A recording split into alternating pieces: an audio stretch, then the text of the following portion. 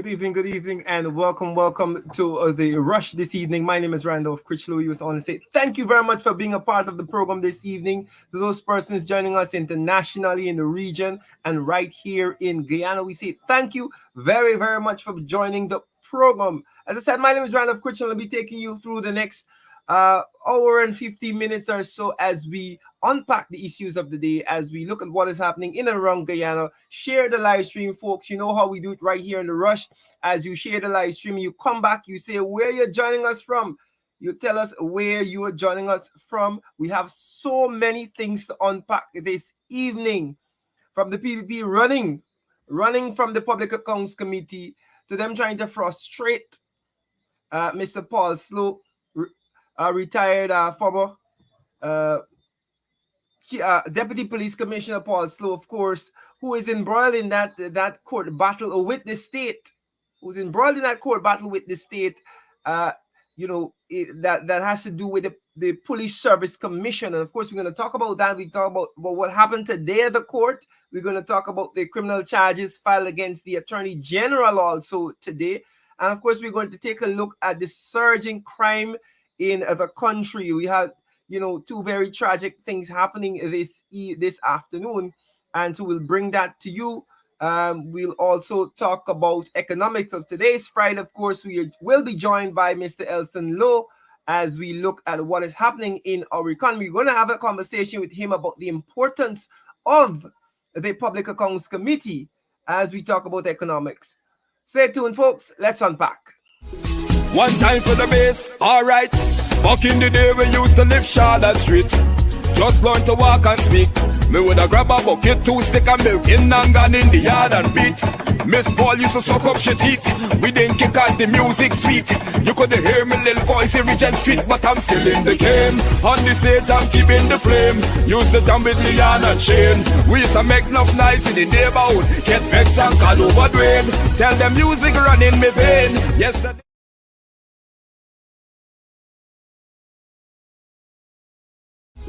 One time for the bass, alright. Back in the day we used to live Charlotte Street. Just learn to walk and speak. Me woulda grab a bucket, 2 stick of milk in and gone in the yard and beat. Miss Paul used to suck up she teeth. We didn't kick cause the music sweet. You could hear me little voice in Regent Street, but I'm still in the game. On the stage I'm keeping the flame. Used to jump with Leon and Shane. We used to make enough noise in the neighborhood. Get vexed and call over Dwayne. Tell them music run in me vein. Yesterday. Yes, folks, welcome back to the Rush, and we hope that you're sharing. We hope that you're sharing the live stream with us today, sharing with others. Let us know where you're joining us from. Let us give you a shout out as we normally do on the program. Queens, New York is in the house. Thank you very much. Joining us from UK. Miss Lois, thank you very much for tuning in this evening. Blessed good evening to all of you. Right, thank you very much. Welcome in to those loyal viewers. Front seat in the Rush. Thank you very much, Mr. Yap. Thank you very much for tuning in always. To our folks in the Caribbean, let me say a special. I haven't given you a shout out in a while. Our friends over there in Antigua, thank you very much for your support.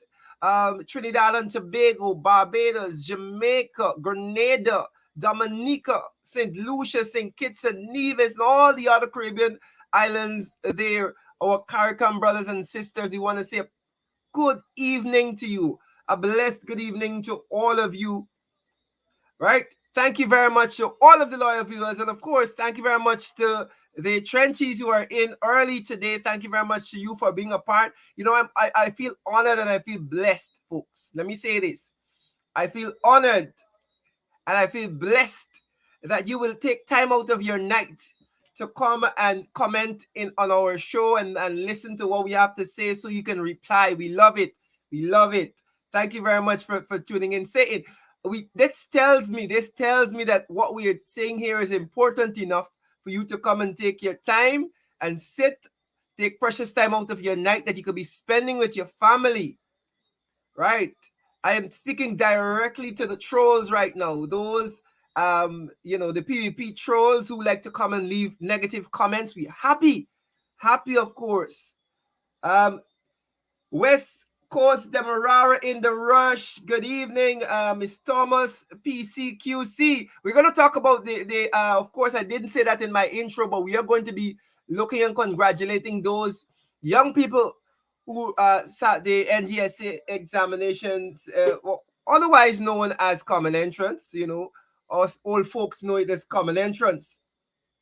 Yes, and those students, those pupils who performed creditably, wonderfully, admirably. We want to say thank you for to the parents and the teachers who would have supported them, and of course, a hearty congratulations to those students who would have performed so well. Folks, we want to say good night to those persons joining from Brooklyn. Good night to those persons joining from Tortola, West Coast. Thank you very much for tuning in. Somebody said PC and QC on top. Hot topic. Of course, our friends who will, of course, you know, this idea of common entrance, of course, the secondary school entrance examinations. We're going to be talking about that in a little bit. And I'm going to be getting too controversial tonight with that. I'm going to save the controversy for my brother and comrade Sherrod tonight in the ring. But I'm going to be congratulating, going through the regions, talking about you know, it is a significant time in a child's life when they have to move on from primary to secondary. So yes, we're going to be going through some of those results. Welcome in, folks. Remember, we ask you that you share the live stream. Share the live stream. That is all we ask. That you share the live stream, folks. All right. So we're going to be unpacking. First of all, we're going to start with what is happening with Mr. Paul Slowe, folks. All right, we're going to start there, but let me give a few more shout-outs before we get into the ricketics. Into the ricketics, we're going to give you some more shout-outs. Virginia's in the house. Good evening. Coming Sparks of Fire. Thank you very much for listening. Thank you very much. Share the live stream, Coming Spark. Right. Number 51 Village, Quarantine, Borbies, Guyana.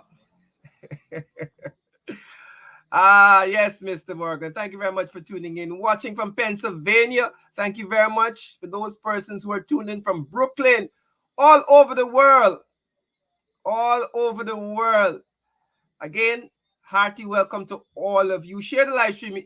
Again, folks, at the bare minimum, you can share the live stream with us, for us, and with your friends, so that others may know Toronto is in the house, what is happening. At the bare minimum, you can share the live stream, and if you want to support further, of course, we have platforms for you to be able to support the program further.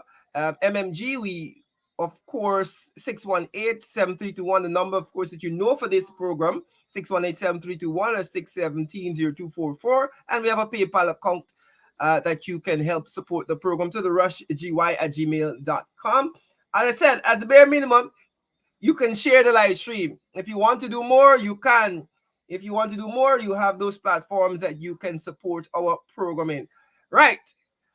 Let's get into it, folks. Let's get into it. And again, apologies for being on a bit late. We had some technical difficulties that didn't allow us to start our usual 6:30 time, but we will be ready now. We'll be going to the unpacking stage. And I want to start with a video. I like to start with and let you get an idea for yourself before I say anything or give my opinion on it. We've seen how this fraudulent administration operates. We have seen it. We note how this fraudulent administration operates. Their political vendetta knows no bounds, you know. It knows no bounds. Now, many of you may know that Mr. Paul Slowe is embroiled in a court battle as the outgoing head of the Police Service Commission. The Police Service Commission, of course, is responsible for promotion of officers. And we saw in the public domain, folks, the back and forth between the Police Service Commission and the government of Guyana. And the government of Guyana as it relates to that promotion list. 130-something officers supposed to be promoted. Still waiting. They're waiting in limbo.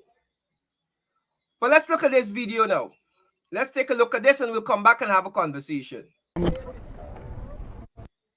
On the night of the... Right, so we're going to look at this one. I am not going. I am not moving. No, I am not. I'm going upstairs to Court 3. I have a summons to report to Court 3 and that is where I'm going. Coming to you live from the Georgetown Magistrates Court, where retired Assistant Police Commissioner Paul Slowe. Court 3 this morning. I am not going to go to the inquiry's office in respect of the same charge. I am going to go to Court 3 where I got a summons to be there this morning. Where he reported for the matter he's already charged for, and when he turned up here, 4 officers were standing waiting to arrest him at the Georgetown Magistrates Court. So this is the situation developing right now. Mr. Slowe is saying he's awaiting on the arrival of his lawyer. I am not going to. I am not going. I am going upstairs to Court 3 to answer the charge that I was summoned for. That is why I'm here this morning. And for you to tell me now that you're going to arrest me for a charge that I'm already before the court on doesn't make any sense. So I'm going to wait here until my lawyer gets here, and if he advises, go ahead with it. I am not going to the inquiry's office. I'm going up to Court 3. So You go, lose this out. Lose this out. I am going to Court 3 to answer the charge which I'm here for. So they're attempting to physically put Mr. Slowe into the lockups. In response to summons to go to Court 3 this morning on the charge of conspiracy to commit fraud. That is what I'm here. In response to that summons, for you to not tell me that you're going to arrest me in respect to the same charge, I have to have a lawyer talk about it. If that is legal, if that is lawful, and if he says it is legal and lawful, then I will. So please wait until the lawyer gets here. He's going to be here shortly. No, I'm going to wait to the inquiry's office because let me advise you that if I should go to the inquiry's office, then you have properly arrested me. So I'm cautioning you that if you take me to the inquiry's office, but I'm not going. The reasons of your arrest. And I'm saying I don't accept the reasons, and therefore wait until the lawyer gets here. That is what I'm saying. That is what I am saying. I'm here in response to a summons from the court for sending the court this morning to answer for charge of conspiracy to commit fraud. That is why I'm here. I'm already charged for this. And that is why I'm here. I'm saying further for the public to know that for you to say now that you're arresting me in respect to the same charge that I've already been placed before the court for doesn't make any sense, and I need to be advised by my lawyer what should be the next course of action. So I'm going to wait right here until the lawyer gets here. So there you have it. Mr. Slowe turned up this morning to attend court on a matter that he has been summoned for. And just as he turned up to attend court, 1, 2, 3, 4 officers are attempting to arrest him. Mr. Slowe is insisting that he will not go to the inquiry's office until he's properly advised by his lawyer. So the police officers on the ground are trying to physically put Mr. Slowe in the inquiry's office. He's insisting that if he goes there, he's properly arrested. Mind you, this matter is already before the court, and Mr. Slowe is scheduled to appear this morning to answer to the allegation. So this is what is happening here at the Georgetown Magistrates Court. I understand his attorney at law is Selwyn Peters, who is in Guyana, who will be here shortly, who is on his way, I'm told.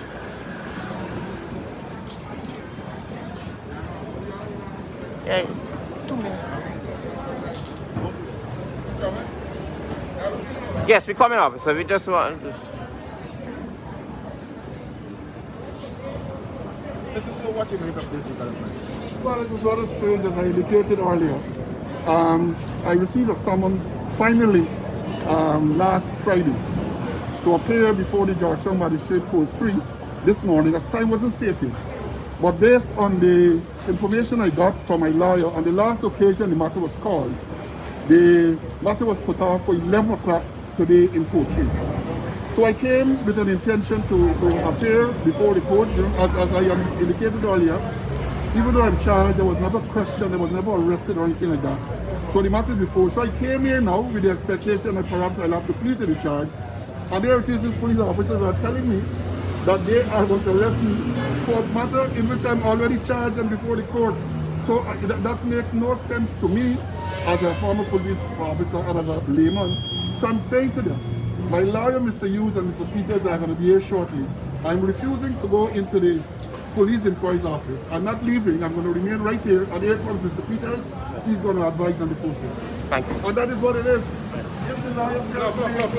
We have the attorney at law for Mr. Slowe has now arrived, and they're attempting to arrest Mr. Slowe there as we speak. So Mr. Peters will now have his intervention. The same charge that I gave to Peter this morning. This gentleman identified himself as Officer Romano. He's saying to me that he's going to arrest me and caution me of the charge. I said that makes sense. I'm already charged. The matter is before the court. I'm here to go before the magistrate in custody. I am refusing to be taken to answer any questions from the police. So I told them the lawyers will advise and I will follow the advice of the lawyers. What is your role? I'm Assistant Lieutenant Romano, Inspector Organization. You can get your hands off of him. Excuse me, you made the arrest. Take your hands off of him. I told him the reasons. Take your hands off of him. You've already made the arrest. You touched him to make the arrest. Well, as far as I know in police procedure, you touched him to make the arrest. And then you release him. I escorted him now to the police. Well, take your hands off of him while you explain to me the basis of why you have your hands on him. Oh, sorry, you don't have to say what? I arrested him. Okay. Look, I don't want to get violent, but you know, if I should assault you, the time to release it to be justified. Do you know that? Yes. It is not. No, listen, it's unlawful, but it's unlawful because I'm already before the court. You cannot be arresting me. But you cannot be arresting me. Look. Yeah, please. So the arrest, you're the basis of the arrest right now. He said that he needed his life because I'm going to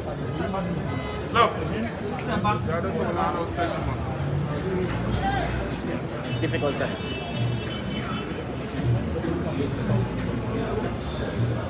Can I see some of them? No. I want to see if you want to read the charge to me. Correct. Correct. Then you identify yourself up here. Show me your identification. I don't know you. Right, you see, and everything you're threatening to arrest me. You haven't even identified yourself. That is not identification. Don't ask me that. Don't ask me that. No, you're asking the question. Don't ask me that. I am saying to you that what you're attempting to do now, that is what you should have done before. You should have presented your ID card and sitting and serving. That is the correct procedure. From the time you said who you are, you should have showed me good. identification, a valid police identification to confirm that is you. Don't tell me that. Mr. Romano, let me make this thing civil. I understand the challenge. I think we can move that. I told him I was going to go to the court for 3 Right, but what would happen? This matter, I think, is fixed another 3 minutes away from now. Those concerns were raised before the magistrate. I could assure you, wherever allegations at the level against the system would deal with those allegations. Matter of fact, in every jurisdiction, the deal specifically with those allegations. So we would address those issues. I think at this stage is a particular level before that we expect. If the two would have served, I would ask the opposition that we here, and then we can go down so that these voters should deal with the issue of it. That's attorney at law, Patrice Henry. So the matter will now head towards the magistrate.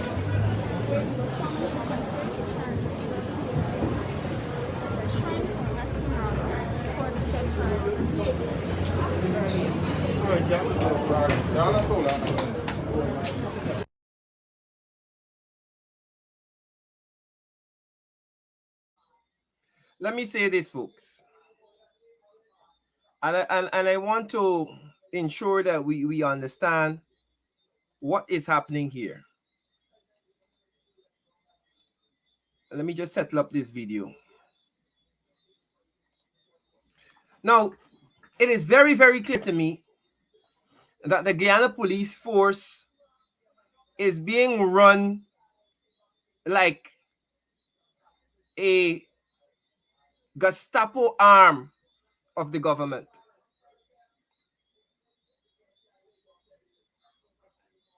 To carry out its political agenda, its political vendetta against those who are perceived to be not aligned with the state, or not friends or opposition to. It is very clear at this point in time. It has to be some sort of mad cake shop we run in, that the government would bring charges, the police force would bring charges, whoever bring charges against a man. Don't arrest him for it. They charge him, they summons him, he shows up at the court. At that point, when he is showing up for the matter, they send police officers to surround him and physically take him under arrest for the same matter that he's going into the court for. We have to be living in some sort of alternate reality in this country. If we don't figure out what is happening with this fraudulent administration, it is very, very clear that there is no sort of separation, that the Guyana police force are simply at the behest of these fraudsters that are sitting in the seat of power.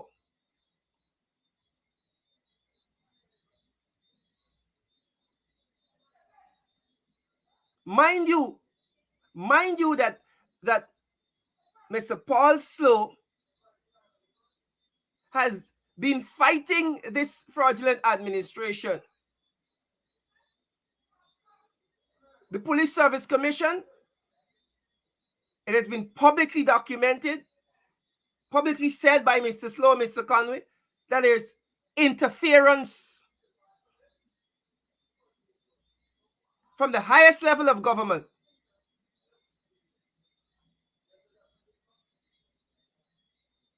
And I believe that because Mr. Slowe has been on the forefront of this fight and trying to stand up for what is right and keep the Police Service Commission as an independent body, he is being targeted.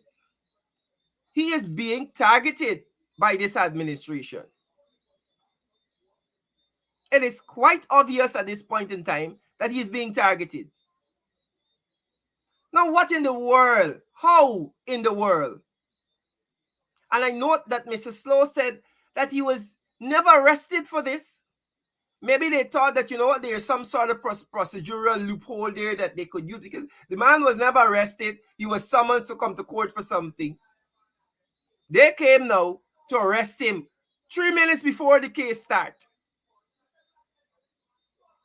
It is very clear to me, very, very clear, what is happening in this country.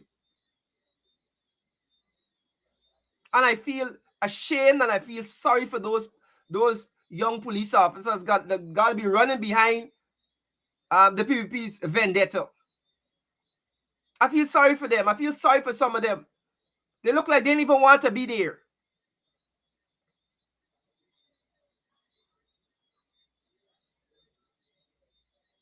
Obviously being led by whoever the Indian officer is, who didn't identify himself. He's insisting that he arrested the man, he taking him in. Whilst he's in the courtyard, going up to deal with the matter that you come to arrest him for. What sort of lunacy really going on in this country? What sort of lunacy? Folks, but this is the nature of the beast. This is the nature of the beast, folks. Right? This is how they operate. And I don't know that, it is interesting how a few years people seem to have forgotten that this is the PPP. This is nothing strange. We saw this for 23 years. We saw it for 23 years, folks. We saw no independence of those agencies. And we spoke the other night about what they were trying to do in Parliament that was overturned in court, and they came and they went on Chronicle and said that they won the case. And a senior counsel, Royce Ford, said, it is lunacy to lose a case and then come and say you won it. Where they were trying to put all of these constitutional agencies under various ministries and not let them have control over their own budget. But that is a sort of dictatorial control that the PPP strives on. They don't know anything else. They know nothing else. At the regional and local government level, that is it. They're telling you what to do in your community when you have an NDC and an RDC that is supposed to work with the community members and ensure that they come up with policies and programs and spend the resources and give the resources to the best place. But no, they want to have control. That's why they want to have control over the budgets of these agencies. Same thing, one of these agencies, the Police Service Commission, that calls were made to the Police Service Commission, according to Mr. Slowe, to say why X and Y Z in get promote. This is the madness. This is the madness, folks. But we need to move on. This afternoon, we saw another piece of video surface where Mr. Slowe is now instituting criminal charges against the Attorney General for his statements. Let's listen to that, because this now adds another piece to the puzzle. It's an ever-evolving court battle, a mosaic of court battles, from the PSC to these charges against Mr. Slowe. Now, Mr. Slowe has filed criminal charges against the Attorney General, and I want us to hear what he said. 9th of June 2021. Well, shortly thereafter, it was brought to my attention that the Attorney General and the Nandalal SC on an NCM program Issues in the News made some very disparaging remarks against myself and members of the commission. Among the things, he referred to me and the other members as anarchists. He referred to me as a barjan and the like. Broadcast on NCN on the 29th, and I've also issued them a copy of my statement. So I would expect that the police, I have some copies here that I can make available to you. I would expect now that the police will do what the police are supposed to do. That is to investigate my complaint, and as I've said in the last paragraph of the statement, file the necessary criminal charges. So that is if the what police doesn't act in this matter, can the charges be filed privately? Yes. Explain that, please. Well, certainly, Mr. Slowe can appear before a justice of the peace. Have those charges laid against the Attorney General under the Cybercrime Act. I mean, the thing about it is, as some of you may know, the reference to Bad John is a reference to a notorious criminal from Trinidad and Tobago. Mr. Slowe has 48 years of distinguished service in law enforcement, and to call him a Bad John stereotypes him in the most impermissible way, and also criminalizes him where he has no criminal record. Thank you. How confident are you that the police will investigate this matter properly? Well, they have to. I mean, their duty is to serve and protect equally. I mean, there's no different classes of citizens in this society. You know, there's no exception to anyone because of their position or their authority, to be casting aspersion or criminalizing someone, or ridiculing someone, or bringing them into disrepute by criminalizing them and stereotyping them, which is what Mr. Nandlal did here. Thank you. He isn't allowed to get away with that. Given the precedents which we see in this country, are you at all confident that these investigations and requisite charges will follow? Well, I'll say it this way. All of you are here right now, so these matters are being dealt with in the public domain. They're also being dealt with by the court. And recently, last week, the court had a damning indictment of the system of criminal justice in this country that could have a man put away for 5 years for a crime that he didn't commit and for which no evidence exists. The opposite is true in this case, where the evidence exists. And if the evidence exists, the police are expected to follow the evidence where it leads and let the court decide the matter. Mr. Slowe isn't asking them to be judge, jury, and executioner, or he isn't in the position of judge, jury, and executioner, as Mr. Nandlal further asserted. Mr. Slowe is going through the appropriate process so that the police do their investigation, charges are laid, the matter is prosecuted, and a judge decides on the appropriate penalty. Thank you. There you have it. Mr. Slowe and his lawyers have now filed private criminal charges against Nandlal. And I wonder if you're going to see the court act with similar expediency and alacrity, with haste and pace, as they were acting with others. Let's see whether or not the scales of justice are actually balanced. Let's see, because there were persons who were arrested for quote unquote cybercrime and libel and causing trauma. Can't you remember the terminology that was used to arrest Mr. Gavin Matthews when he said something about Ramson? So now we have the Attorney General, who private criminal charges are now being instituted against. Let's see how fast he will see his day in court.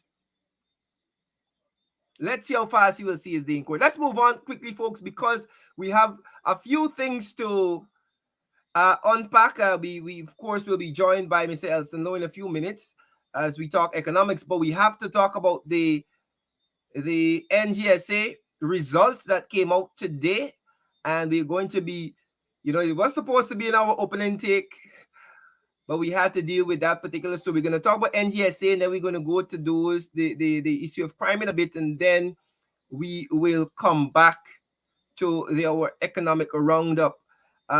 Yes, folks, it was supposed to be our opening take, but let's go. We are going to be talking about the National Grade 6 assessment. Right. I'm going to go through the regions and just give you an idea.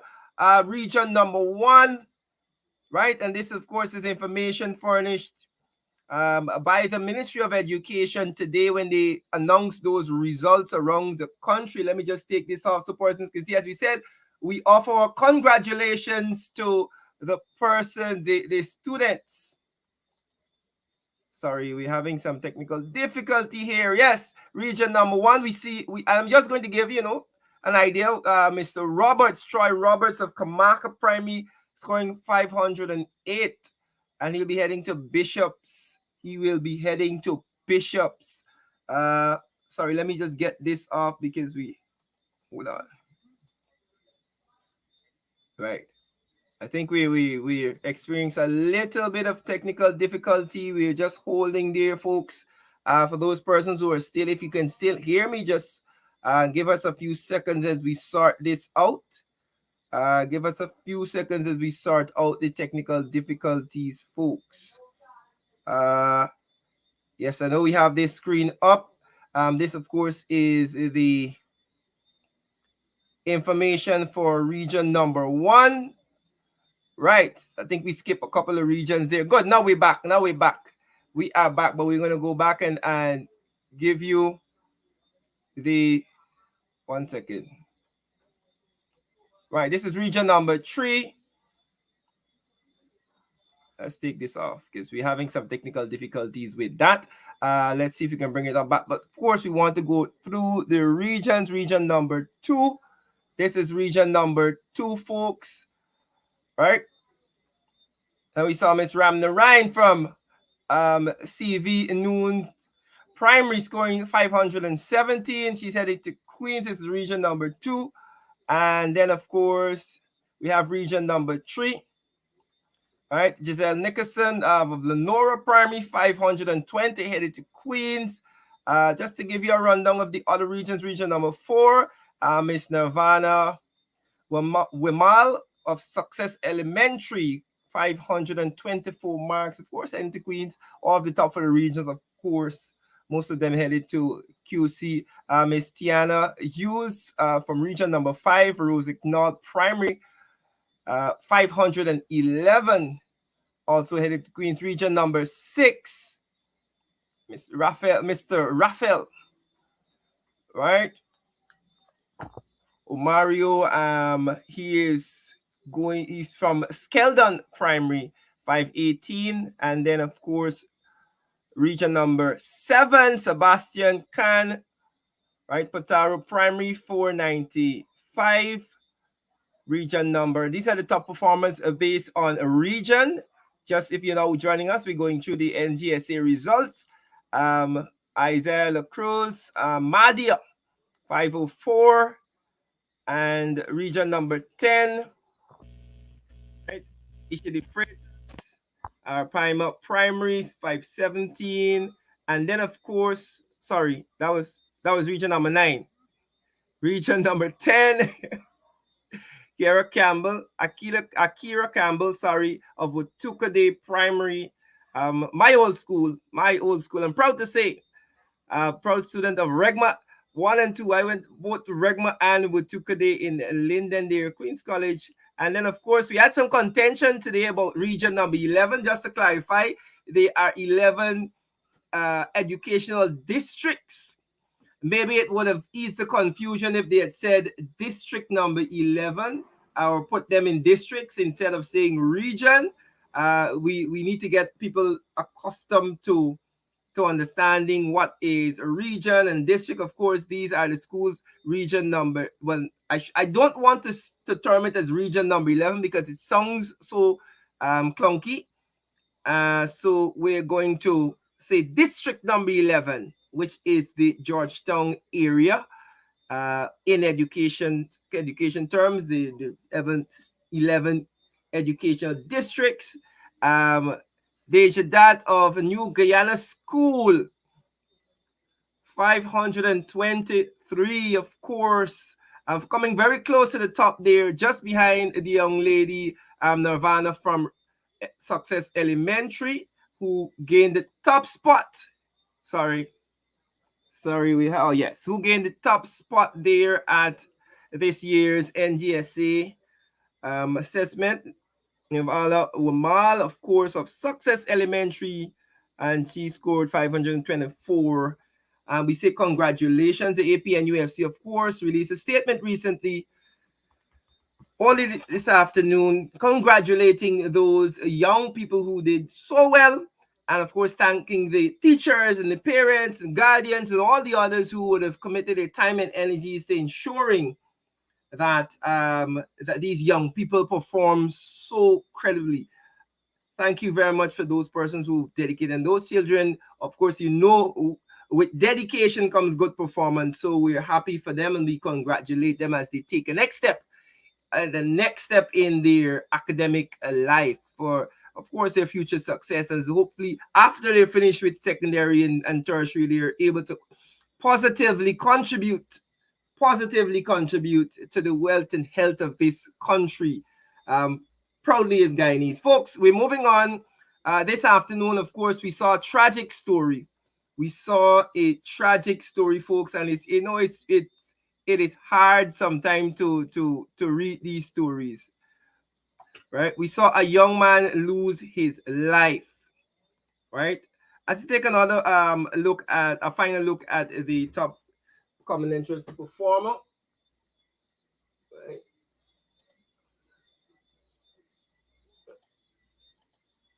Right. We saw a young man lose his life, folks. And sorry for the mix up there with that picture. We're going to right. We saw this story breaking as we were coming on, folks. 21-year-old killed in robbery. As we see the crime spiraling out of control in this country, folks. This is just the latest in sad news, folks. Sad news. And we our condolences go out to the family and friends of this young man, Mr. Dinesh Prasad, 21-year-old resident of Strasbourg, East Coast, Demerara, who was this afternoon killed in a robbery at the shop that he operates. Killed. It is really, really sad. It is really, really sad, folks. According to the newspaper, they were told that at the time of the robbery, Prasad was in the shop that he sells music equipment. This is on the East Coast this afternoon. His father, Devin Prasad, told the news, and of course we're getting some of this information from Big Smith News,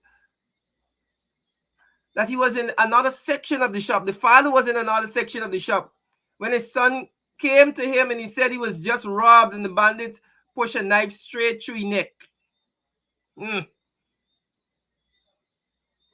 That is the sort of gruesome things we have happening in our country, folks.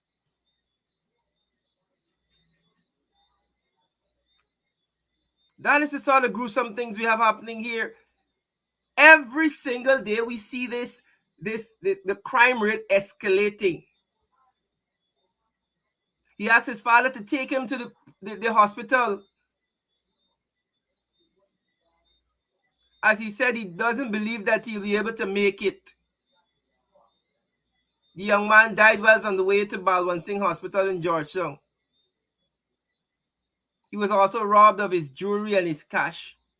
Folks, it's really, really sad.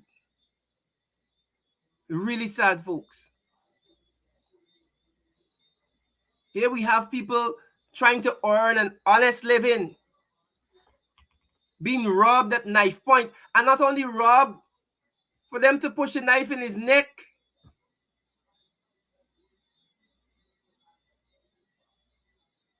What are we really coming to? What are we really coming to? The other day you saw the young man hurrying to go to work to earn an honest living in Nutmeg Street in North Runville. When those two rolled up on their motorcycle and robbed him of a little chain, but not only robbed him, they shot him dead.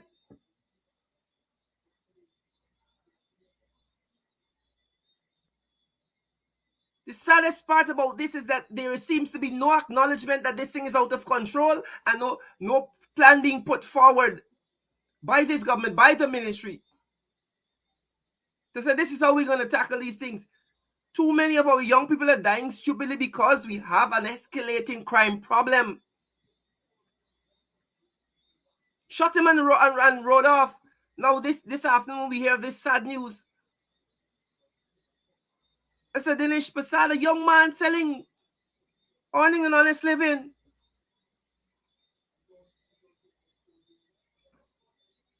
Earning an honest living, folks. Just the other day, the leader of the opposition in his press conference spoke about the incompetence of the Minister of Home Affairs. The incompetence of the Minister of Home Affairs to deal with anything. From day one, he has been unable to deal with anything. Whether it be the Henry boys, whether it be the police shooting, whether it be out of control crimes, whether it be the situation of our prisons, whether it be the fires, This Minister of Home Affairs has proven time and time again that he is ill-suited for that position, and it's at the height of incompetence. It is almost embarrassing now for Robson Ben. How many more of our young people got to die so stupidly? Because we're seeing these robberies every day. Every single day. Lily McGarrell is saying, is giving us some information in the comment section. She's saying that they have one suspect in custody. If that is so, if of course the police can do an actual investigation this time and hold somebody who is actually the suspect, that is a good thing. That is a good thing. Let us hope they have the correct suspect. Folks, it is sad. It is really sad, but we have to move on this evening. Of course, our condolences with the family and friends of Mr. Dinesh Prasad. Very, very sad, folks. Let us move on in the program. And I wanted to bring you a bit of reporting from the scene there in Strasbourg. Before we move on, in Strasbourg, as our friend, we're picking up a reporting from many places, but of course, we saw those two videos courtesy of Mr. Travis Chase, and we're going to show you this one now before, and as soon as we get back from this video, we're going to jump into our economic segment to end off the program. Let's listen in.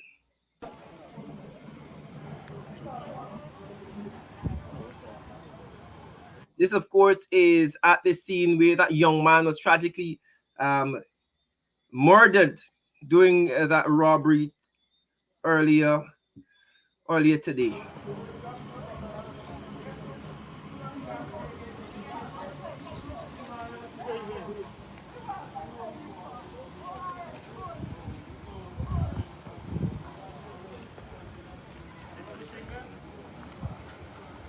A very good afternoon to you, wherever you're joining this live broadcast from. I'm coming to you live from Strathspey on the east coast of Demerara. We received a call that a businessman at the store you're currently viewing deals on electronics. Bandits moments ago invaded the store, robbed them, and shot the owner or the businessman dead. That is the report that I have received so far. The deals on electronics store here at Strathspey on the east coast of Demerara. Bandits moments ago invaded the store, robbed them, and shot the businessman. I'm not sure if it's the owner, but I'm told it's a young businessman. He has been shot dead. At this point, police and crime scene detectives, they are on the scene. I have no other information for you at this point, but I will try my very best to speak with a family member or somebody who was at the store at the time. But so far, that is the information that I have here for you. This is the deals on electronics store at Strathspey on the east coast of Demerara. We see police detectives on this scene, crime scene investigators, other family members. Good afternoon, ma'am. Yeah, other family members on the scene. I think this family member, she just got the news of the death of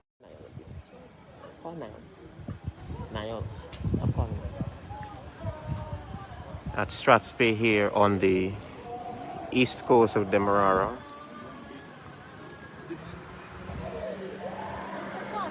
Is your cousin? What's his name? Chris Prasad. Chris Prasad? Yeah. And how old is he? 19. 19. So he's the owner of this store? Yeah, live in Night Farm. Okay, but he's the owner of this store. And bandit shot him? No, Right, he came in the store, robbed and shot. Chris Prasad, he's 19. Thank you. Thank you. So that is confirmation from a cousin, a relative of the young businessman. He's 19 years old. His name is Chris Prasad. Chris Prasad. I understand that bandits went into the store. 2 bandits, that is what I'm told so far. Held them at gunpoint, robbed, opened fire, and the young businessman, Chris Prasad, shot dead. Police have cordoned off the area. Crime scene, other detectives are on the scene, cordoned off the area.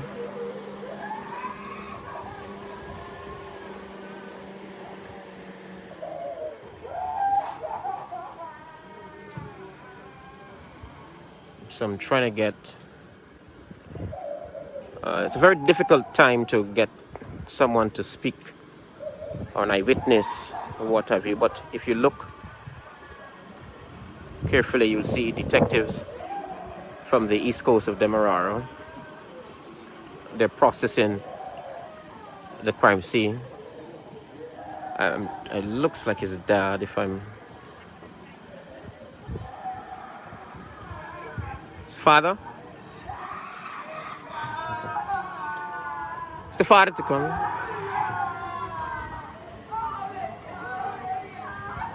Folks, you know, as hard as this is to watch, we understand the grief of the family.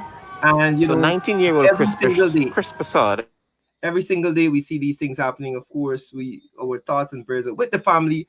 You know, it is a sad sight to see another young life lost so senselessly. We of course again echo the call for the Ministry of Home Affairs to step their actions up, to step the efforts up to ensure that every Guyanese can feel safe. Every single Guyanese can feel safe. Because many persons don't feel safe at this point in time. That's what I can tell you. People do not feel safe. Folks, let us move on this evening.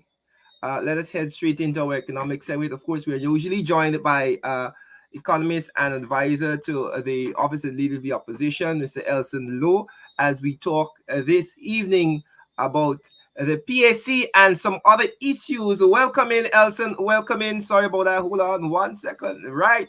Welcome, Elson. All right, good to be here. Thank you as usual. Of course, our viewers normally look forward to the conversations that we have on economics. And let's start this evening with what we saw released by the chair and the APNUFC members of the Public Accounts Committee, where they are, of course, complaining or bringing to the attention of the public, you know, very important, because it's the Public Accounts Committee, not the private or somebody else's account. These are monies that belong to the people of Guyana, and accountability is very important. But it seems as though the PPP have decided that they will flout the constitution. They will go around norms, and they will not attend these Public Accounts Committee meetings as was demonstrated. Let me see if I can just pull up the release that we saw this afternoon. I don't know if our viewers can see this, but yeah. So we saw this afternoon, the Public Accounts Committee, where they're saying that today was an unprecedented day at the PAC, the 17th meeting of the Public Accounts Committee. A motion was moved to vote in favor of the PAC to be held twice a week to address the severe backlog. Of course, there's a backlog of things to be done at the PAC, because we had a whole long period where the PPP were trying their level best to remove Mr. David Patterson as the chair. Right? Now, the key issue is this, that the following agencies were given notice to attend as is constitutionally required. This is not the PAC on some whim or fancy deciding that they're going to investigate the accounts of agencies. Agencies have to attend these meetings and justify certain spendings. So the Ministry of Public Health and the Ministry of Communities, from now known as the Ministry of Local Government and Regional Development, they have decided that they are going to boycott. You know, we see an interesting trend in America where persons decide that they are not going to attend these congressional meetings. Apparently, we've inherited that thing where these ministries have decided that, look, we're not going to show up. They gave a notice today, they did not show up. So we're seeing this matter surface. Elson, let's unpack some of this. What are some of the dangers of this disturbing trend that we're seeing by the PPP and these ministries? Well, what I would say is I think it's important for us to convey to our viewers the real importance of these types of committees and oversight of the spending in the various ministries. Because if you don't have scrutiny of the spending in ministries, then, you know, basically anything can happen. And what I'd actually really like to do is I'd like to draw a thread through 3 seemingly separate events that should help viewers really understand why this is important, what is going on, and why we should be very concerned, right? Or at least I think we should be very concerned. Now, the first is, and we've talked about this on the show previously, that we recently had a permanent secretary from the Ministry of Armed Affairs arrested on an allegation of bribes, of kickbacks, of taking money in order to award contracts to certain individuals, right? So we had, that was an event that happened. And I've also previously expressed concern about a guard contract where it seems that the highest bid, that the bid, a bid that was about 400 million higher than the lowest bid was accepted. Yes. So substantially higher, right? $400 million. We're not really sure what that is for. Now, what is interesting to me is that we're looking at a public accounts committee, which is supposed to scrutinize spending, and where we've asked, where it has been asked that 2 permanent secretaries attend from the Ministry of Health and from the Ministry of Communities, which is local development right now, regional development. Now, can you guess which ministry awarded this $400 million contract that we were discussing recently? No. Which is it the Ministry of Health? I give you a clue. It's one of the 2 ministries that didn't attend today. Well, as I'm saying, this is why I'm asking if it's the Ministry of Health. This was the guide contract that we were talking about. Is it the Ministry of Health? It's Ministry of Communities, Ministry of Local Development. Mr. Dana's ministry? We have a situation where, just to make sure your viewers fully well understand this, this is the committee that is supposed to scrutinize, ask questions about government spending. We have permanent secretaries. A permanent secretary in particular, let's focus on Ministry of Local Government, that did not attend this meeting, even though they're constitutionally required to attend these meetings. And we have a contract that is in question with $400 million that we need to account for because there's a potential that it is involved in corruption. We don't know, but there's a potential. And we have, within a short space of time, only a couple days ago, a permanent secretary from another ministry arrested in a sting regarding a guard contract, right? We're talking about 2 guard contracts here, where it is possible that she was taking a bribe. Again, she will have a fair day in court and so on. But that is a very suspicious series of circumstances and should be very concerning to Guyanese. Because just as we're talking about circumstances that make us uncomfortable with this 400 million, when the opportunity arises to defend the spending, to give some sort of an explanation for the spending, you don't show up. Yeah. You know, that is a big red flag. And so I want citizens to understand this concretely, because what is going on is that it is very possible that you have a scheme across this country when it comes to certain contracts where permanent secretaries are involved in issues. Now, I'm not saying that any particular person is involved. What I'm saying is these circumstances, what we're seeing, should make you very concerned. Yeah. Because when we're raising issues, when we're seeing somebody arrested and, you know, a scheme allegedly being put forward, and then we're seeing people not show up to account for monies, it makes us think that something is awry. And so we as citizens need to sit down and take seriously what may be going on in this country. Where is this $400 million? Where is it? That is the question. Those are the types of questions that need to be asked today at this meeting. And the person who was supposed to answer the questions didn't show up. Yeah. Where is the money? Yeah. We have to ask whether this money has been stolen, whether this money has been wasted. What has happened to this money? Are we talking about $5 here? Are we talking about $1 million? Are we talking about $10 million? We're talking about $400 million. Yeah. Now, if you look at quite a lot of money, and we must not brush over the magnitude, the gravity of what is happening in our country, and we must take things in totality. And we look at all that is happening in all the various sectors, and it is a conscious and a concerted attempt by the PPP to remove, as the leader of the opposition termed it, those guardrails of democracy. These are things that keep us in check. Yeah. We must be able to scrutinize the public spending. You must be able to come to Parliament and say, we spent X dollars for X thing. We spent Y dollars for Y thing. And if you're just going to decide that you are not going to show up to be scrutinized, then where are we heading? Where are we heading? We're heading down the same road with all of the other agencies and sub-agencies, where there seems to be no sort of separation between the arms of government. And we see the central government trying to micromanage and control everything. So why are we going to scrutinize these things? Why? What? We don't need that. We don't need anybody to tell us that we shouldn't have spent $400 million more. We're doing what we want to do. That seems to be the attitude. So I just wanted to let people understand it is a constant degradation of the tenants that make us a proper democracy. That's what I believe. I know if you are on the same page with me, if you're seeing these same trends. Well, one of the things you sometimes see is Guyana described as a hybrid country. That is to say, it is not fully democratic.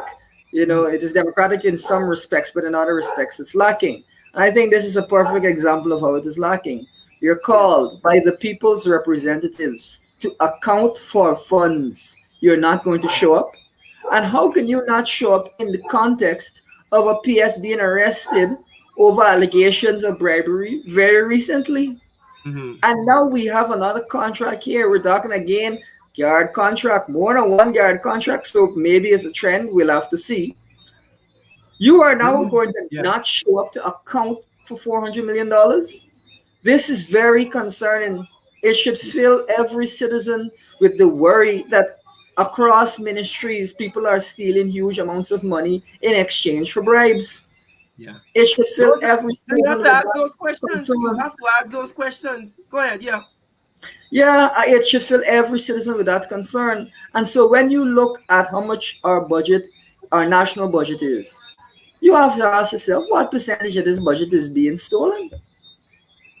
By the PPP, what percentage of this budget is being stolen every day, every single day? Leakage. And these are the things that stymie progress and development.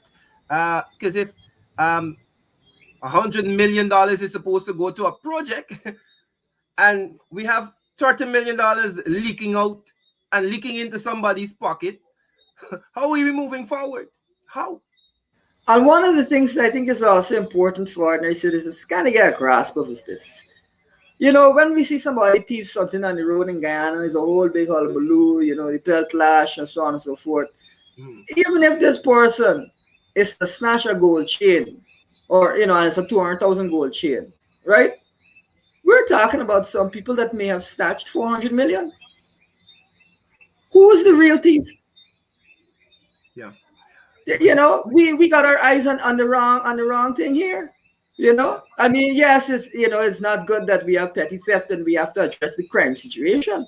But I'm pointing at another potential crime situation over here. Yeah. I mean, whoa. Big crime.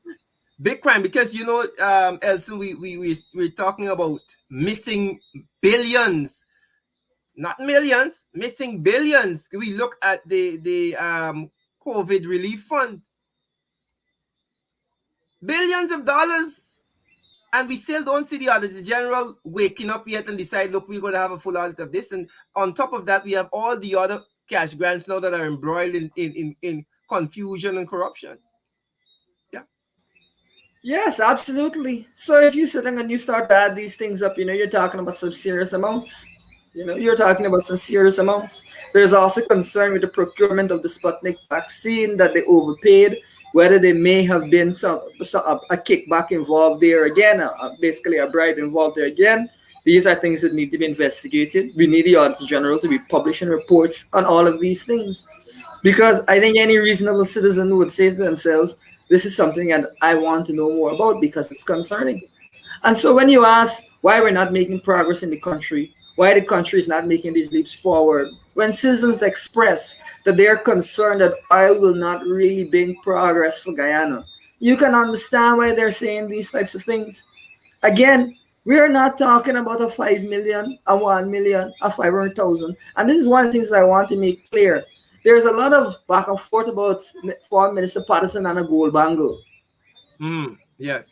That is the most ridiculous allegation. We're talking right now about $400 million. And that gold bangle is making the news. Yeah. That gold bangle is making the news.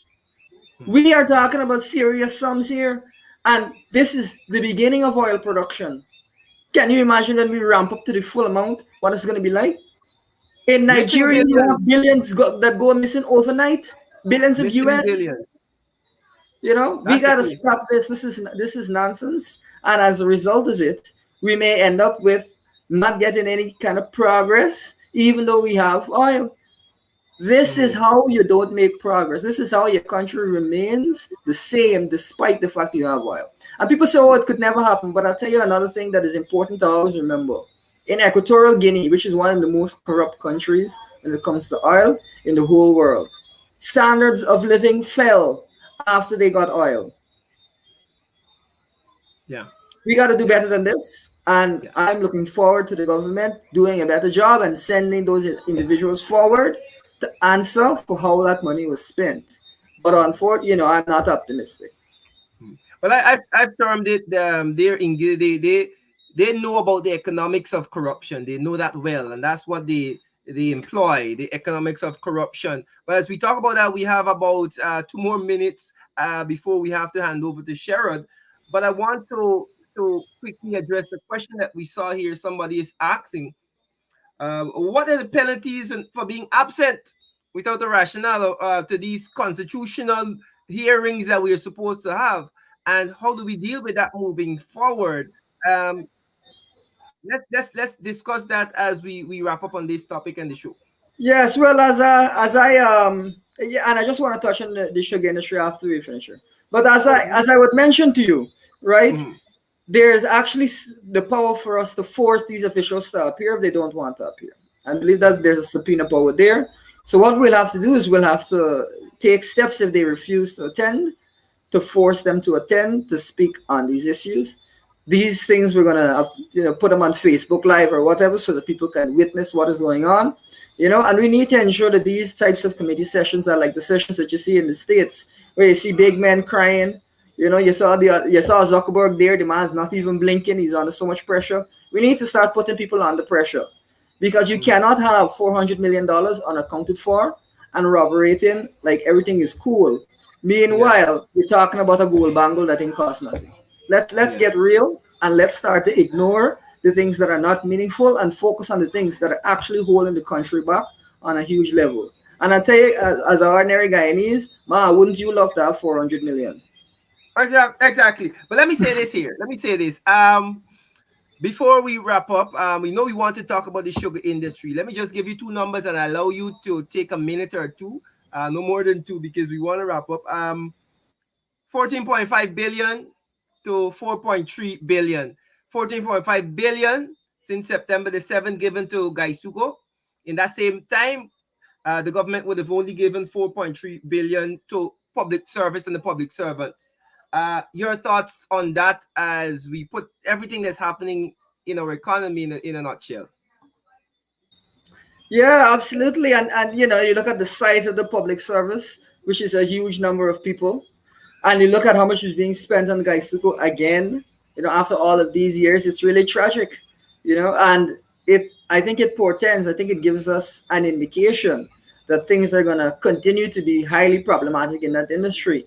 Even now, you're seeing with this $250,000 that they've given out very freely, you're seeing other sugar workers at Albion, I believe it is, protesting, saying that they want to get $250,000.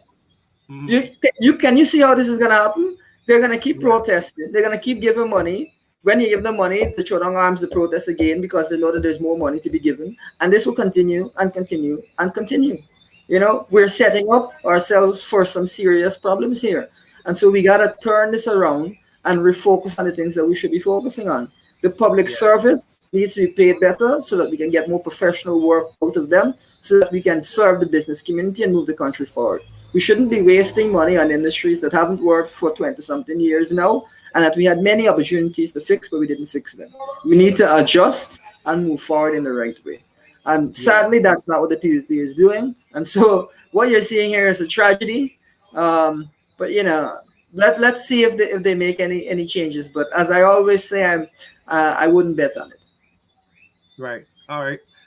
We say thank you very much as we wrap up. And Mr. Elson Low, thank you very much for your contributions as usual. Always good to hear from you. I'll see you next Friday as we continue to discuss matters of economic importance. Thank you very much, Elson. All right.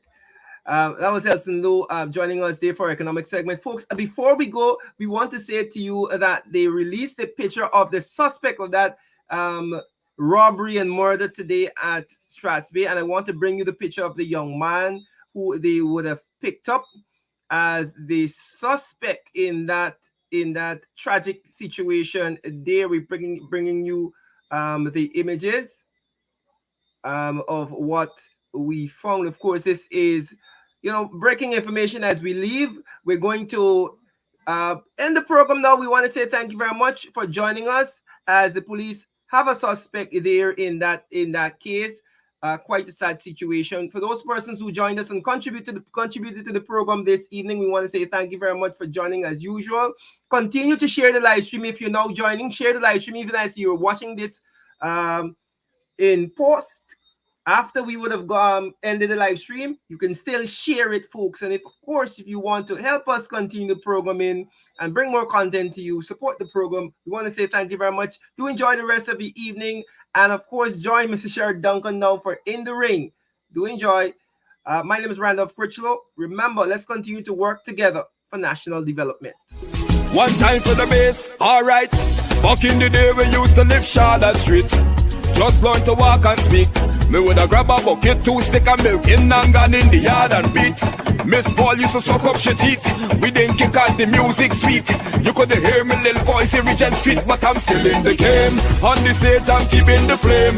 Used to jam with Leon and Shane. We used to make enough noise in the neighborhood. Get vexed and call over Dwayne. Tell them music running me vein. Yesterday.